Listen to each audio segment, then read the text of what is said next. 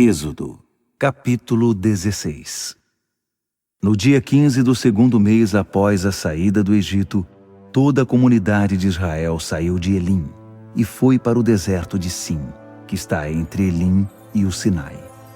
E toda a comunidade de Israel foi reclamar com Moisés e Arão no deserto.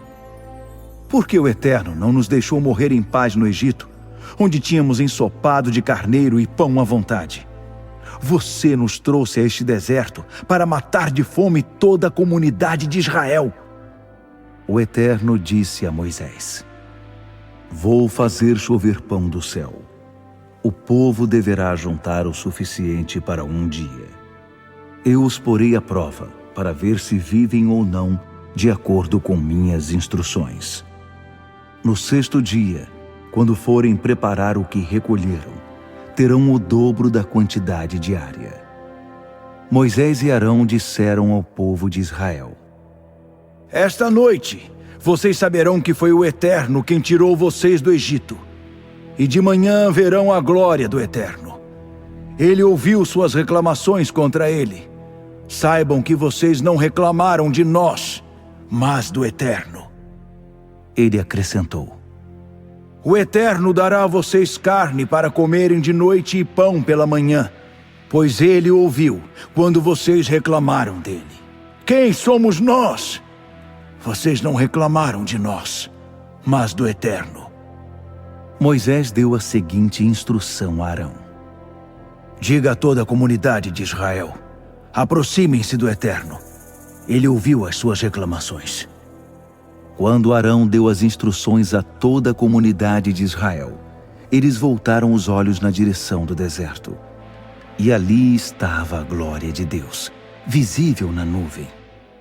O Eterno disse a Moisés: Ouvi as reclamações dos israelitas.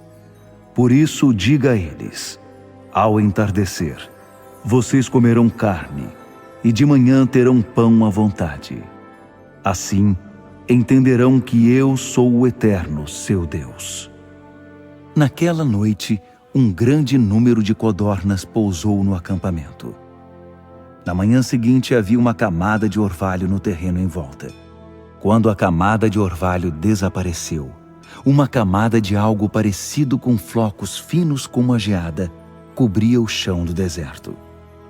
Os israelitas, ao ver o estranho fenômeno, começaram a perguntar uns aos outros: Manu, o que é isso?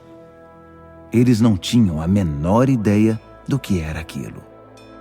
Moisés explicou: Isso é o pão que o Eterno providenciou para que vocês comessem. E estas são as instruções do Eterno. Juntem o suficiente para cada um, cerca de 1 jarro por pessoa. Recolham o bastante para cada indivíduo de sua tenda. O povo de Israel começou a recolher o alimento. Alguns juntaram mais, outros juntaram menos. Mas quando mediram o que haviam recolhido, não estava sobrando para os que haviam juntado mais, nem faltando para os que haviam juntado menos. Cada um havia recolhido a medida necessária. Moisés deu este aviso: Não deixem sobrar nada para amanhã. Mas houve alguns que não obedeceram a Moisés e guardaram um pouco para o dia seguinte. E o que havia sido guardado ficou cheio de bichos e cheirava mal. Moisés perdeu a paciência com eles. Eles recolhiam o alimento todas as manhãs, o necessário para cada um. Quando o sol ficava mais forte, ele se derretia. No sexto dia, juntaram o dobro de pão, cerca de 2 jarros por pessoa. Os líderes da comunidade foram relatar a mudança a Moisés.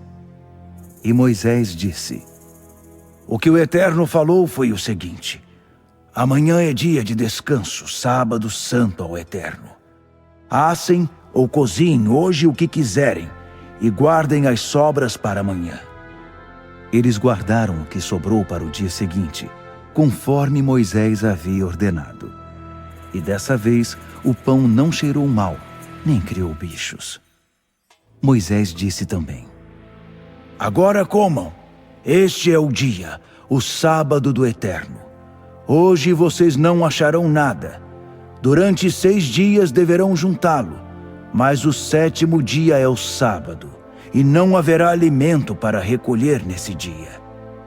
Mesmo assim, no 7º dia, alguns saíram para juntar o pão, mas não encontraram nada.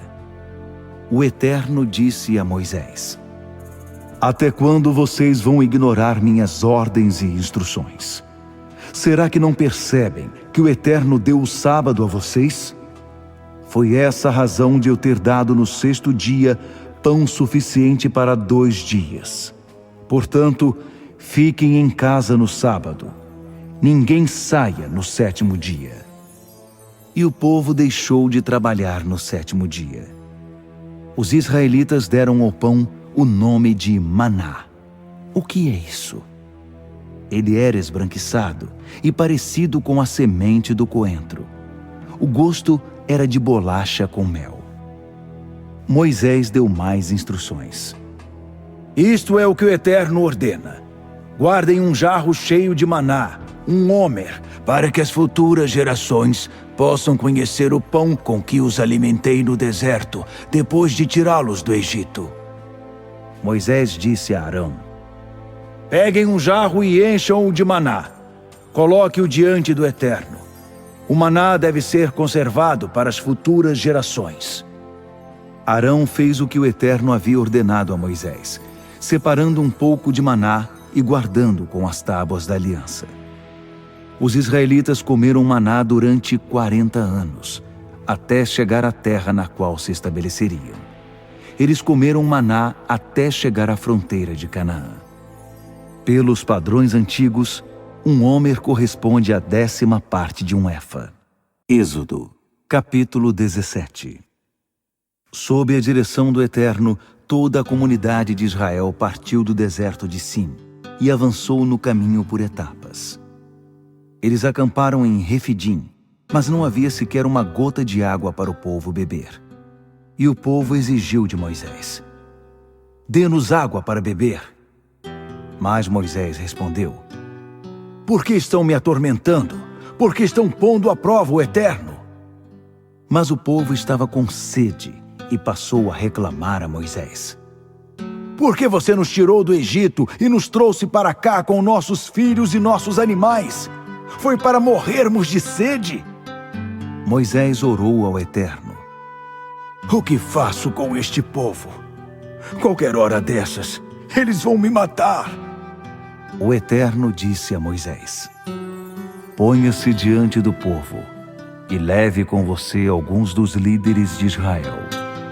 Pegue a vara que você usou para tocar o Nilo e comece a andar. Vou acompanhar você até a rocha em Horebe. Quando chegar ali, bata na rocha, e dela jorrará água para o povo beber. Moisés fez o que Deus ordenou, e os líderes de Israel presenciaram tudo. Ele deu ao lugar o nome de Massá, lugar de prova, e Meribá, discussão, por causa da discussão entre os israelitas e porque eles puseram à prova o Eterno quando disseram: O Eterno está ou não conosco? Amaleque posicionou seu exército para lutar contra Israel em Refidim. E Moisés ordenou a Josué: Escolha alguns homens para lutar contra Amaleque. Amanhã assumirei meu posto no alto do monte com a vara de Deus. Josué fez o que Moisés havia ordenado e preparou-se para lutar contra Amaleque. Moisés, Arão e Hur foram para o alto do monte, e sempre que Moisés levantava as mãos, Israel começava a vencer. Mas quando ele as baixava, a vantagem ficava com Amaleque. Mas Moisés acabou cansando. Então pegaram uma pedra e a puseram debaixo dele. Ele se sentou nela e Arão e Hur ficaram segurando suas mãos, um de cada lado. Assim as mãos dele ficaram erguidas até o pôr do sol. E Josué derrotou Amaleque e seu exército na batalha. O Eterno disse a Moisés: Escreva um relato desta batalha, para que Josué possa ler mais tarde, porque vou apagar a memória de Amaleque da face da terra. Moisés edificou um altar e deu a ele este nome: O Eterno, minha bandeira. E disse: Viva o domínio do Eterno! O Eterno em guerra contra Amaleque, hoje e sempre. Êxodo, capítulo 18.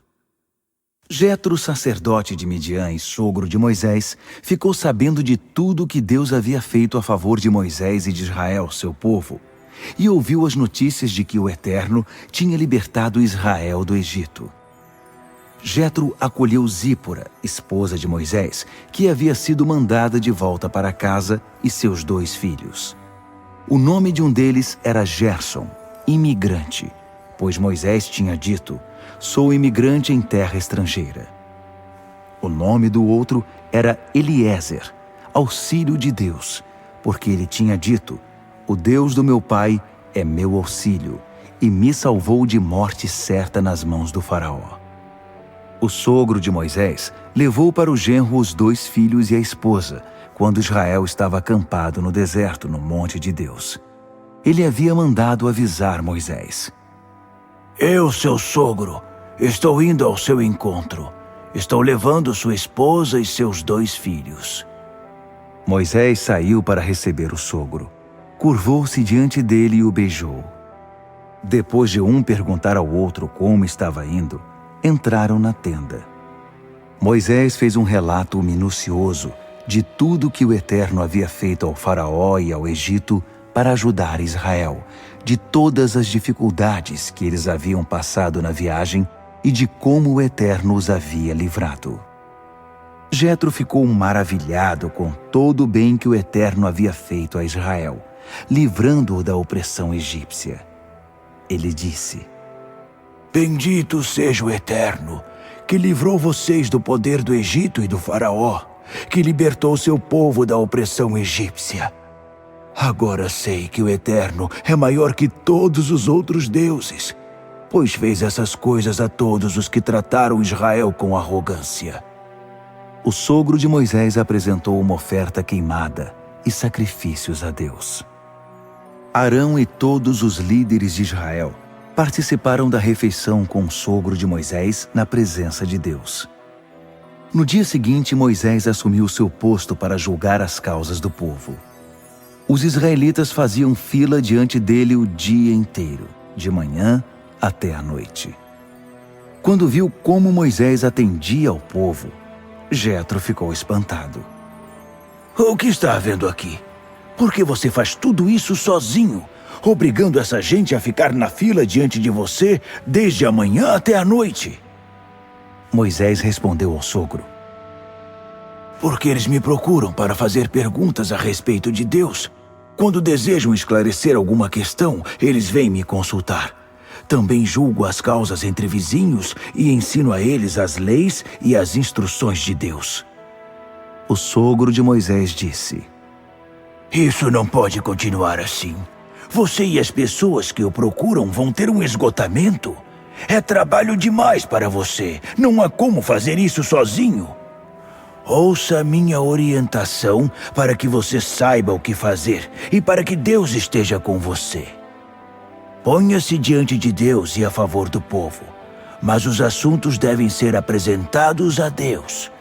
Sua tarefa será ensinar a eles as normas e as instruções, mostrar como viver e o que fazer. Escolha homens competentes que temam a Deus e sejam íntegros, incorruptíveis. Nomeie líderes de grupos de 1000, de 100, de 50 e de 10. Eles serão responsáveis pelo trabalho de julgar o povo no dia a dia. Eles apresentarão a você as causas mais difíceis, mas julgarão as causas de rotina. Assim, vocês dividirão a carga e eles facilitarão as coisas para você. Se adotar esse método de administração, você sempre terá disposição para cumprir tudo o que Deus ordenar, e o povo também será beneficiado. Moisés aceitou o conselho do sogro e seguiu todas as suas orientações. Escolheu homens competentes em todo Israel e os nomeou líderes sobre o povo, organizando-os em grupos de 1.000, de 100, de 50 e de 10. Eles passaram a realizar a tarefa diária de julgar o povo. Só apresentavam a Moisés as causas mais difíceis. As causas de rotina eles mesmos julgavam. Depois disso, Moisés se despediu do sogro, que voltou para sua terra.